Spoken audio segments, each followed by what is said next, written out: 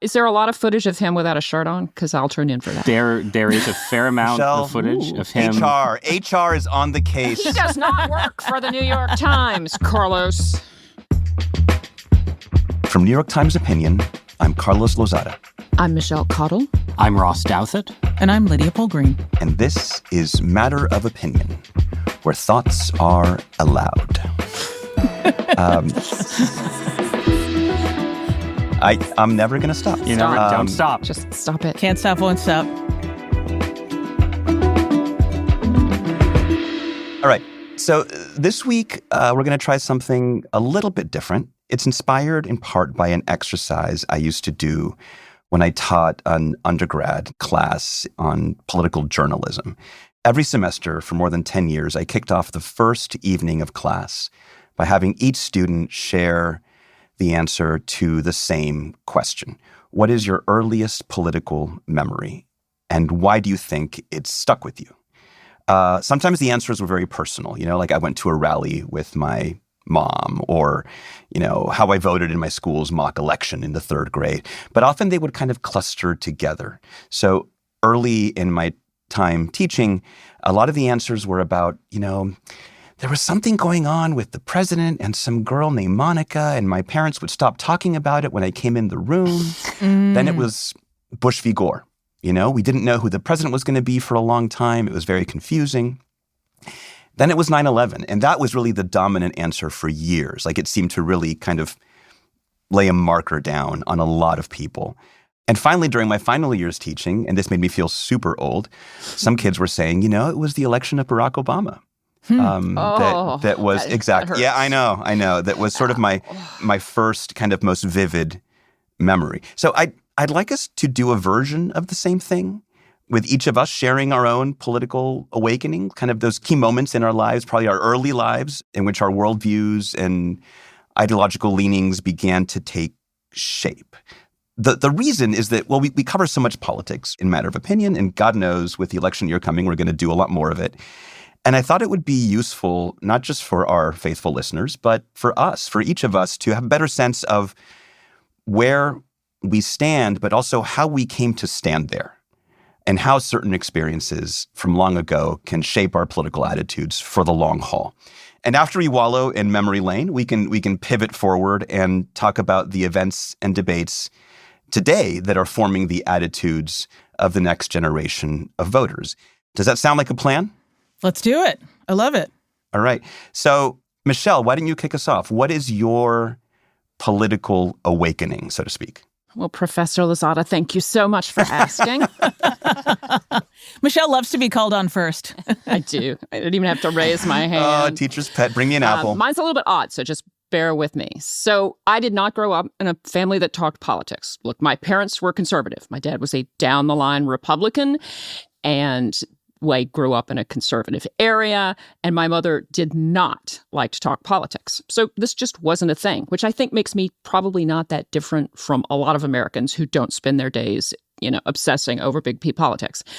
So I remember in the summer of 1987, watching the Iran-Contra hearings. Whoa. On my grandparents', one of those big old TVs that was like the size of a Buick, and it had 3 channels, and it made that sound when you turn the knobs.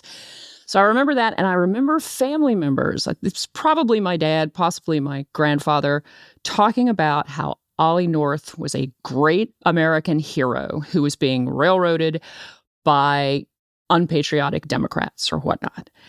And it just didn't occur to me that wasn't how the entire nation saw things. And so it went on. I went to college, and, I'm kind of living proof that the Republicans are right, that college takes a good God-fearing conservative child and skews them toward the left more.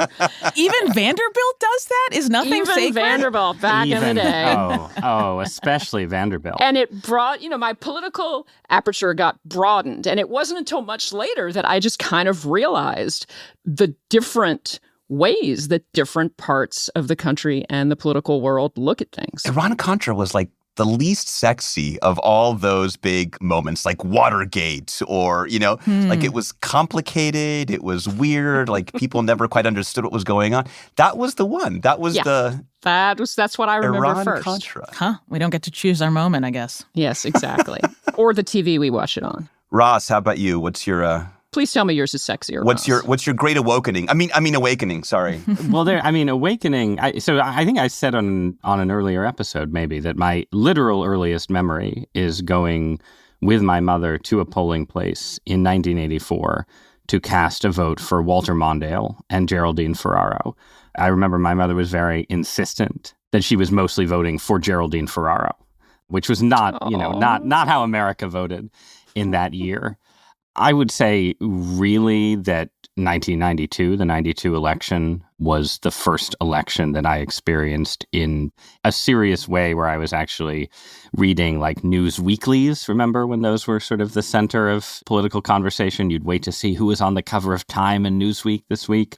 Ross, I hate to break it to you. We're a news weekly right here on Matter of Opinion. We are. No, that's true. And people tune in. Podcasts have in fact replaced news weeklies. People tune in every week and they're like, who's on the cover? And it's one of those covers where it's like political awakenings, experts weigh in. I always and hated you're like, that. boo.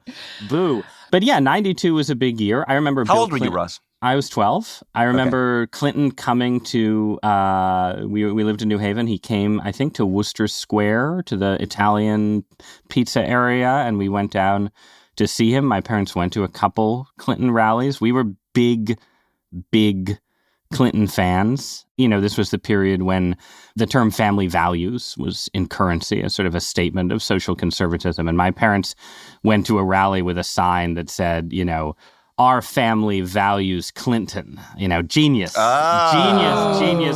stuff. And there was, they would like make up limericks about, Dan Quayle, right? Oh, I'm sorry. Like, do you have any of these that you recall? Because I'm going to need that. J. Danforth Quayle was white and male. He chose the guards instead of jail. Behold, he lived to tell the tale of courage on the campaign trail. I think there were some others. That's the only one. But yeah, so we were. I remember the election night. We had a puzzle, a state by state puzzle that you put together of the United States, and we were putting together the states as Clinton and Gore won them. And my strong memory of that time is to Michelle's point. I was unable to imagine how anyone could cast a vote for George H.W. Bush. He was just so awful, such a loser. So square. His voice. Oh, I know. I'm not going to do the Dana Carvey, but you know what I mean. So that, and I guess to the extent that there was obviously some kind of transformation thereafter, since I did not remain a Clinton Democrat, it happened before college, because I do remember in 1996 when it was Clinton against Dole. And of course, if George H.W. Bush was not the most likable Republican presidential candidate, Bob Dole perhaps was not either. And there was a moment where we were religious liberals, basically. But like many religious people over the course of modern American history, we were feeling a tug to the right. And I, looking to sort of rebel against my parents and my environment, took that tug a lot further. But I remember 96 was the year when I was like, wait a minute, I kind of think I'd vote for Dole. Huh. And if you'll vote for Dole, it's over. You're on the right. So did your parents disinherit you?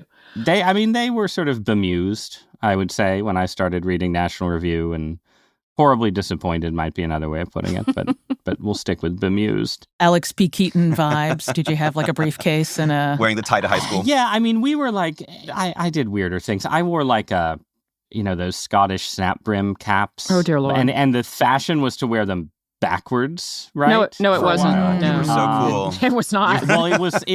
There was a moment. No, there was a moment when there was like heartthrobs wearing them backwards, and I, of course, wore mine as a budding heartthrob.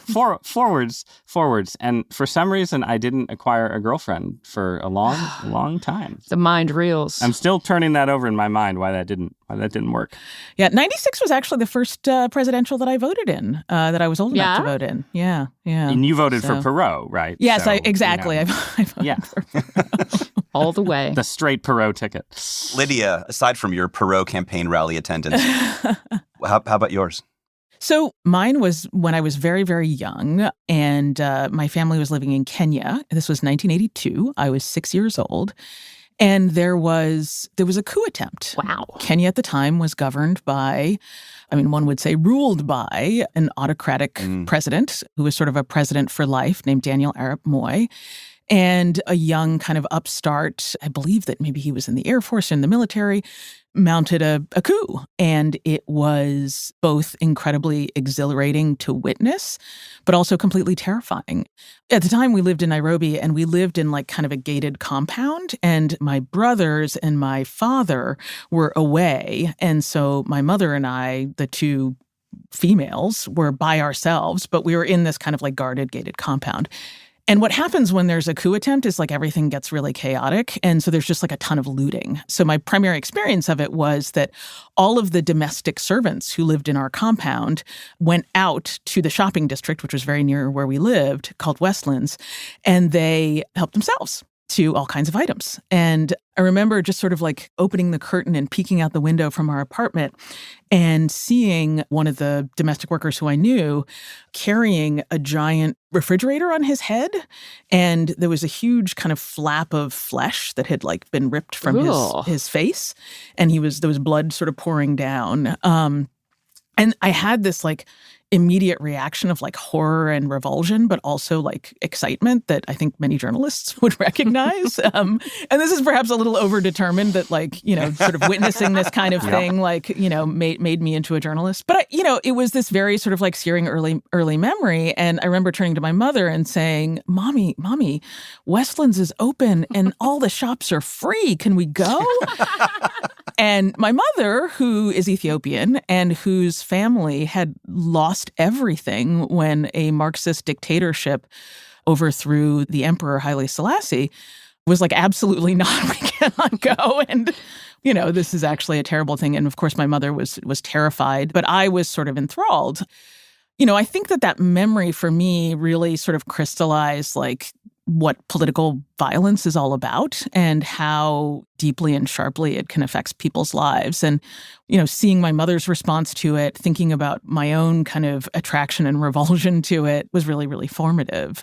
And then much later, when I was in high school, we lived in Ghana, and I had kind of the reverse experience, which was the then military dictator decided to take off his uniform and run for office. And there was a true, free and fair election. And, I was 16 years old at the time. And, it was really exciting and thrilling to watch that and to see how... It wasn't boring by comparison? Yeah. This to me felt actually like even more exciting because I was like, oh, this is like how things should be. And like the contestation of ideas and blah, blah, blah. So those are the sort of the bookend moments that both sort of formed my political consciousness, but then also like got me thinking about how we should be governed. Oh my God, Carlos, I would not want to have to follow that one. No, I'm desperate to hear Carlos's story. Carlos spent his childhood leading a guerrilla movement. I knew it. He set up this whole special episode just to have like this escalation from Michelle and I's sort of lame, we watch something on Sitting in front of TV. To Lydia, like, looting in the streets, and now Generalissimo. No, so mine is kind of a hybrid of all of the above. And I love these stories, the kind of the move left, the move right, seeing different kinds of politics in action. For me, like the first one was right after my 8th birthday. We were living in California and the hostages were taken in Iran. And I became fixated on this story. I thought it was the only story in the world, the only thing that mattered. Every night on the local evening news, they had a little ticker at the bottom of the screen, and it counted how many days the hostages had been I remember that. held. And that's why I always remember it was 444 days, because I obsessively looked at that ticker. And it made politics seem really frightening, but also it made it seem something that happened far away. It was sort of a distant thing. The next moment was a few years later. We had returned to Peru, where I was born, where my family's from. And suddenly an uncle of mine on my mother's side of the family became a very prominent cabinet member. We knew how hard he was working, what a difficult job it was, but he was getting like all this criticism in the press and from political opponents. And I could see how it made like my mom feel to see her older brother criticized and attacked in the media. And so it made me sad and angry also. I think I was like 11. And it became clear then, I think, that politics wasn't just something that happened at a distant remove, but it was very personal. It felt something really up close. And then the third thing, which to me was the most exciting one, was when I was in high school and Peru was going through a lot of turmoil politically and economically. And suddenly my favorite writer and great intellectual hero, Mario Vargas Llosa, decides to run for president. I was all in for Vargas Llosa as president. He was an intellectual. He was a man of ideas. He was opposing this like crazy lefty demagogue who was trying to like nationalize the banking system and who had led us into hyperinflation. To me, this seemed like the platonic ideal of what politics was supposed to be, like, a man of the mind, stepping in and leading the way.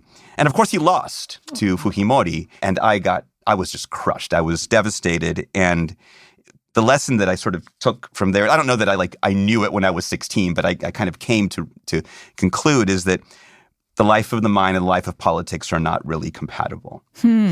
Oh. And I don't know that those three experiences placed me somewhere on the political spectrum of left to right, but they did foster a kind of attitude toward politics, I think, a kind of skeptical, distrustful You view it as attitude dirty, don't you? about political life. Not dirty, just kind of mean and scary and ultimately small. And it's an attitude I'm trying my best to pass along to my children. Oh, good parenting.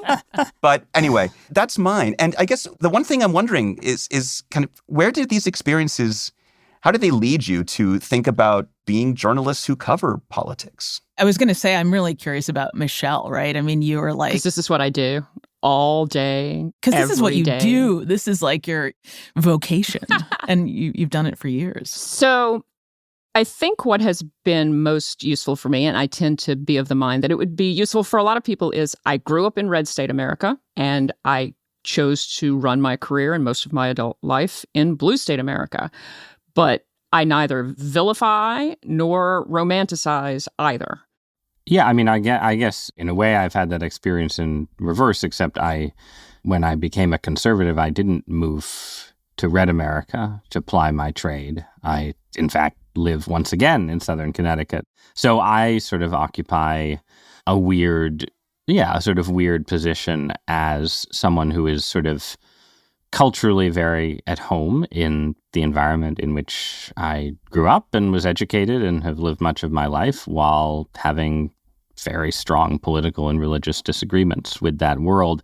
We did this as political awakenings, but by the end, Carlos was doing sort of political formation, which I think is a little bit different. Mm-hmm. And if I had to say a more formative period for me was probably George W. Bush's presidency and sort of coming into journalism right after 9/11, at this moment when the American right, and especially sort of neoconservatism, like the Weekly Standard, these publications that I definitely identified with strongly at the time, were sort of very certain about their place in the world, the coalition they were leading, what they were trying to do, and then having it all come to grief across the Bush presidency, again, at a time when I was, from age 22 to 27 or 28.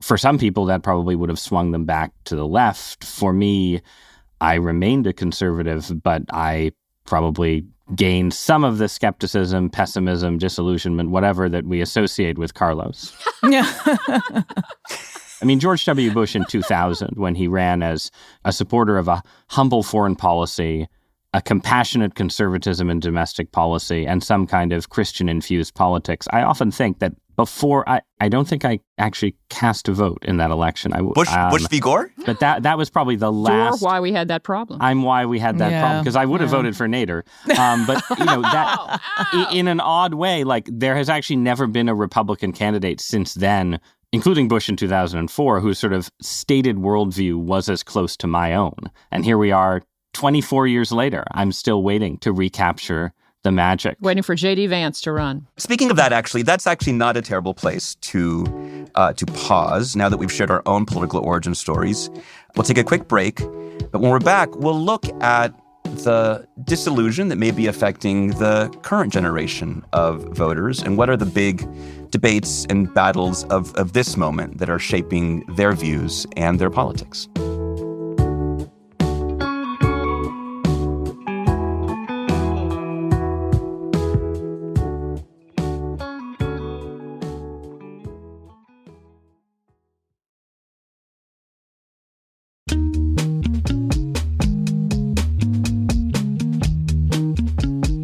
Let me return for a second to my classroom, because it is not.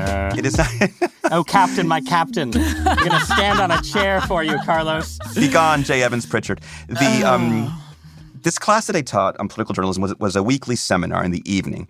And as luck would have it, I was scheduled to teach class on the evening of Wednesday, November 9th, 2016. Less than 24 hours after Donald Trump had become President-elect Trump. That, by the way, was the first election I ever voted in the United States because I just became a citizen. So you can blame me or thank me. And I felt more like a therapist than a professor that night. We set aside whatever readings we were going to discuss, and we just talked for 3 hours. And when I think of those students who were, 19, 20, 21 years old, and their response to that moment, I think of that as part of the kind of trifecta of issues that we normally think about as affecting this new generation of voters, right? 9/11, the Great Recession, and Trump's election, shaping kind of millennial attitudes. Those are three biggies, but I'm wondering, are there other things that you see having a big impact on the new generation of voters? So the thing that immediately pops to mind for me is actually something that happened in 1999, and that's the massacre at Columbine. My parents, I think all of our parents, except maybe yours, Carlos, grew up in the age of duck and cover, the fear of nuclear annihilation and hiding under your desk and, drill, drill, drill. And then we grew up in the glorious aftermath of the end of the Cold War and the end of history. The interregnum.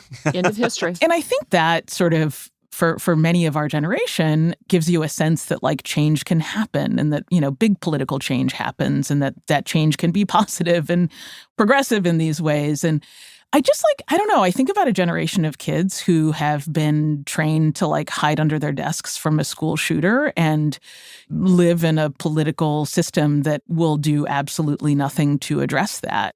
So I don't know, I think climate, I think these sort of what feel like big unsolvable problems in ways that are more diffuse, but I think quite powerful, are, to me, I think a big contributor to why young people today might feel the various ways that they do about politics. Although I do think that it is overstated how, I guess, not disillusioned but disaffected they are, or how out of touch they are. In my experience, it looks like they're doing exactly what young people are supposed to do. They're getting involved in the issues they care about, whether that's reproductive rights or LGBTQ rights or climate change or mass shootings. They're going out there. They're getting involved in these... Restoring Catholic monarchy to... Yes. Right? I can't tell you how many 20-somethings how often I hear them talk about that, Ross. I have a 20-year-old and an 18-year-old. And even if they're disappointed with a lot of the politicians and the establishment, they care about issues and they find other ways to get involved. But, this is what youngins are supposed to do. They're supposed to be disgusted with their elders and the way things are and the establishment. If you're not, then, you're not really living it, I guess. I think that's sort of we're all Gen Xers here, but isn't that kind of like a baby boomer ideological perspective on the young are always supposed to be disgusted and so it's okay if it seems a little silly. Why can't the young be happy with the society they're entering into? Because then they're not separating from the older generations and they're not getting independent and on their own. It's why you get disgusted with your parents. Why? But the way you join an older generation is by emulating their... I think the core challenge of the entire Western world right now is...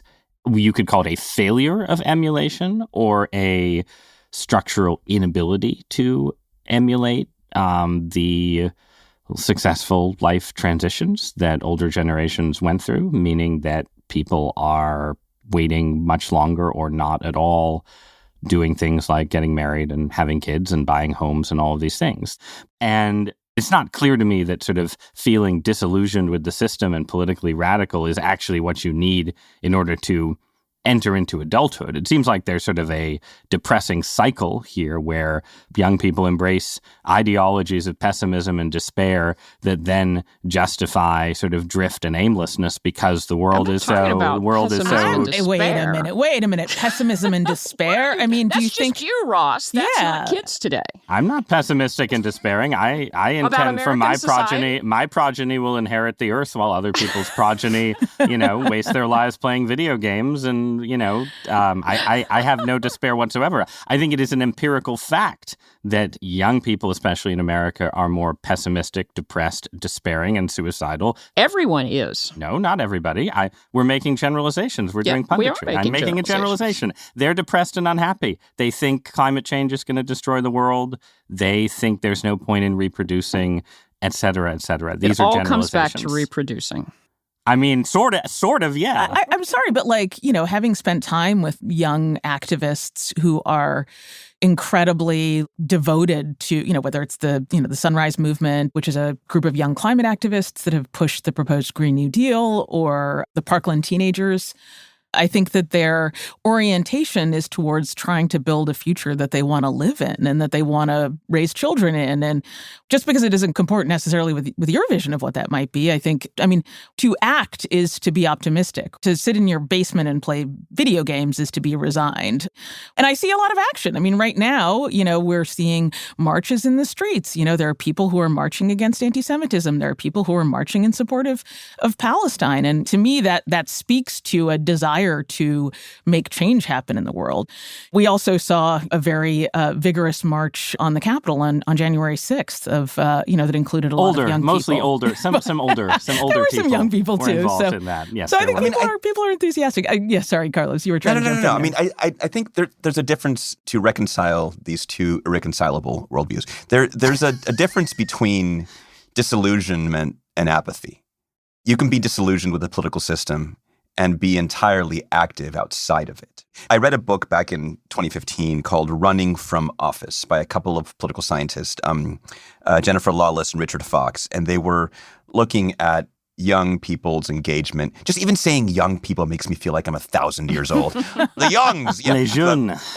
Yeah. Looking at sort of political engagement on the part of young people. And their basic argument is that young voters growing up in the environment that we've just described are, increasingly turned off from formal politics. They don't talk politics with their families. They don't follow it as closely. They believe politicians are fundamentally dishonest and hypocritical. But politics isn't just a series of positions that you hold, right? It's like a thing that you do. And a lot of these young people they spoke to were eager to have an impact, a political impact, but just doing it through activism, business, nonprofit work, the arts, technology, other arenas beyond the arena with which they are perhaps rightfully disgusted of formal politics. And that's fine to me.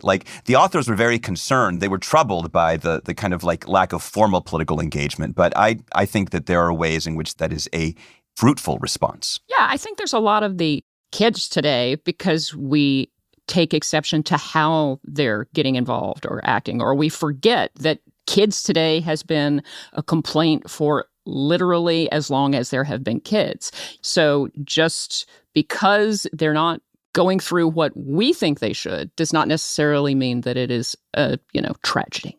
Okay, one, they say that they're unhappy.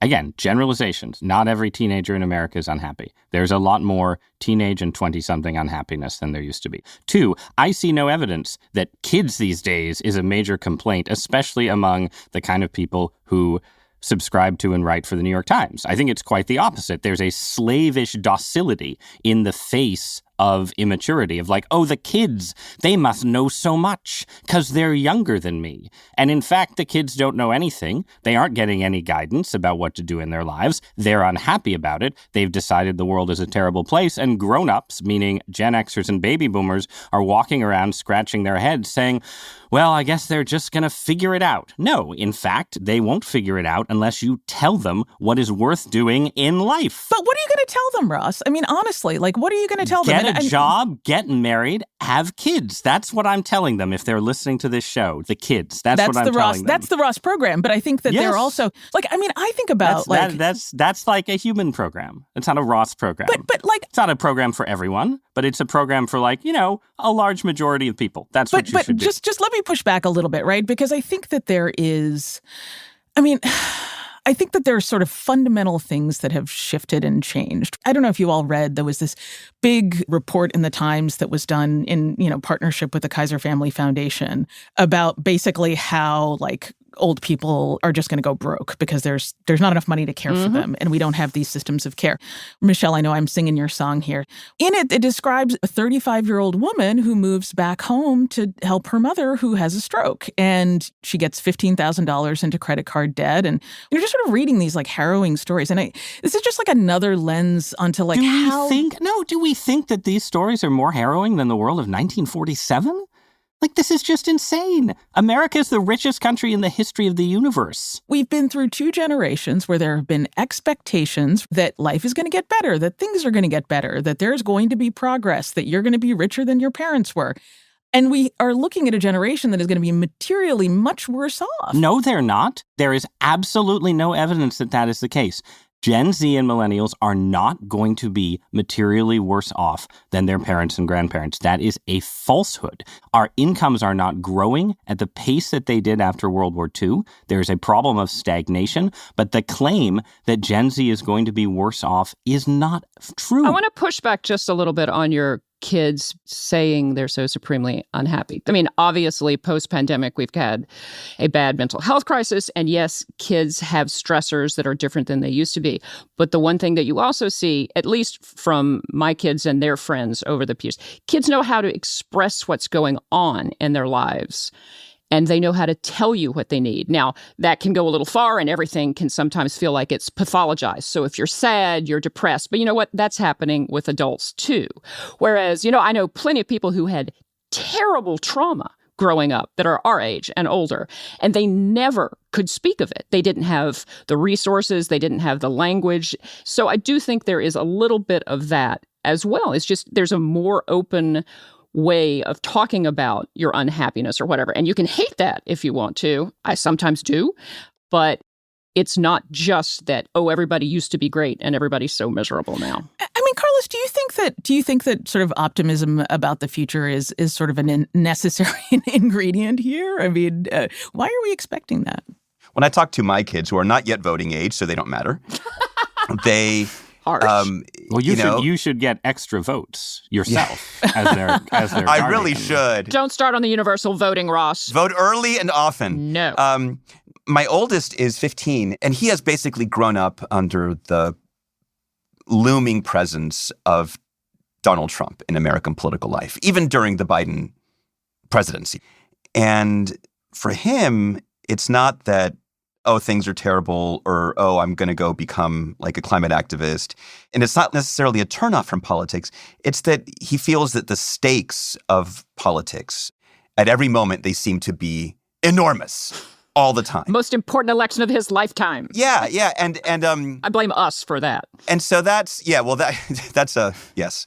But I think it's really that the sense of existential stakes is ever present in so many different aspects of their lives. Lydia, you mentioned some, whether it's climate or gun violence. There were bomb scares at my son's high school recently, bomb threats that were called in.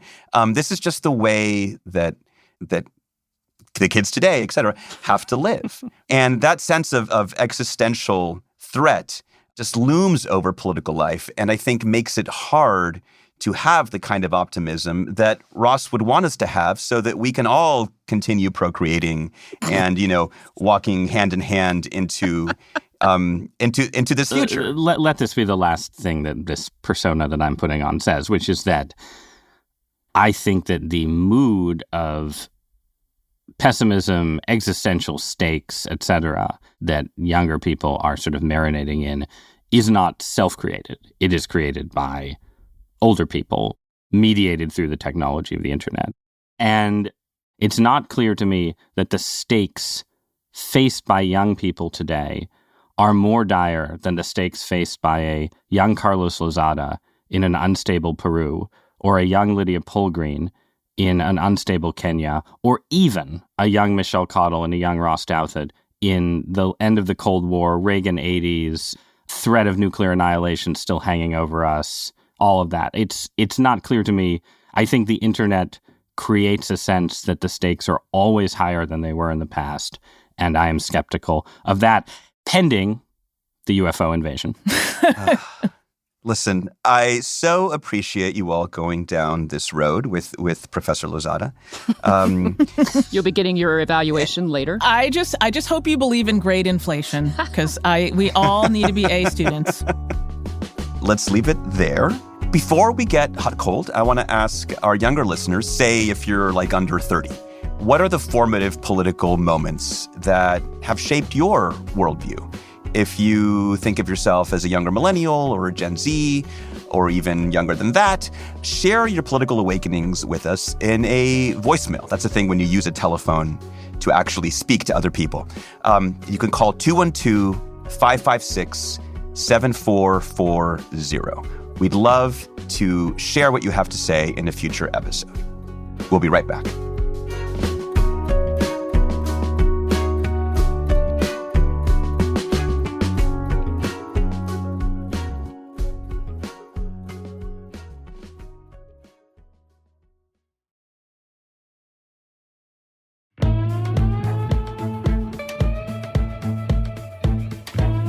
Time to get hot or cold. Who's hot colding this week? I am. Ross. I am hot on the Netflix documentary Beckham. It is, as the title suggests, a documentary about the English soccer/football star David Beckham, his early career, his relationship with Posh Spice, a.k.a. Victoria Beckham. And I, as an American sports fan, was sort of aware of Posh and Becks, like everybody in the late 90s, but I was not like intimately familiar, for instance, with the extent to which he became a national scapegoat for England's loss in the World Cup. So there's a whole sort of drama of his early career and his relationship. But it's also a really interesting documentary to watch in the age of Taylor Swift and Travis Kelce, because it's sort of a weird sort of synchronicity, a sort of parallel of the sports star and the pop star. But totally inverted, right? I mean, like, she's way more famous than he is. Right. Taylor is more famous than Kelce. The football guy, whose name I don't even know. Then the guy from the Chiefs. And then the guy from the Chiefs. Whereas Beckham is much more famous than Posh Spice. Well, but what's interesting is at the moment when they meet, the Spice Girls are the biggest band in the world. And he's a star, but he's a young star just sort of starting out. Huh. She repeatedly says, like, I love watching him play, but I don't really care about football. I think he says he sees her on TV and he tells his mates, I'm going to marry her. To watch the documentary, like, it's sort of rare in this age when it's hard to even make a romantic comedy anymore to just see a show where you're seeing, like, they were really in love. They were really young and really in love. And he was, like, messing up his career and making his coaches mad. And it's sort of a fascinating love story to watch. Ross, what I love is that you're such a softie. I believe in love. You're a sucker for a love story. I mean, America needs Travis and Taylor to watch this documentary. Like, this is our, this is our life. Okay. Art. Travis and Taylor 2024. You heard it here first. Thank you, guys. We'll wrap it up there. And we will be off for the Thanksgiving holiday next week. So see you back here in December. Have a wonderful Thanksgiving. Oh, you as well. Oh, same to you. Happy Thanksgiving to all. Take care, guys.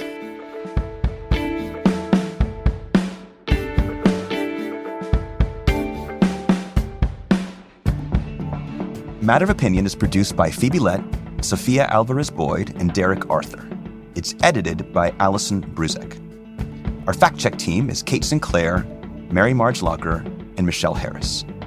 Original music by Isaac Jones, Efim Shapiro, Carol Saburo, Sonia Herrero, and Pat McCusker. Engineering by Efim Shapiro, Sonia Herrero, and Carol Saburo. Special thanks to Alex Brownstein and the Princeton Broadcast Center. Audience strategy by Shannon Busta and Christina Samuelewski. Our executive producer is Annie Rose Strasser.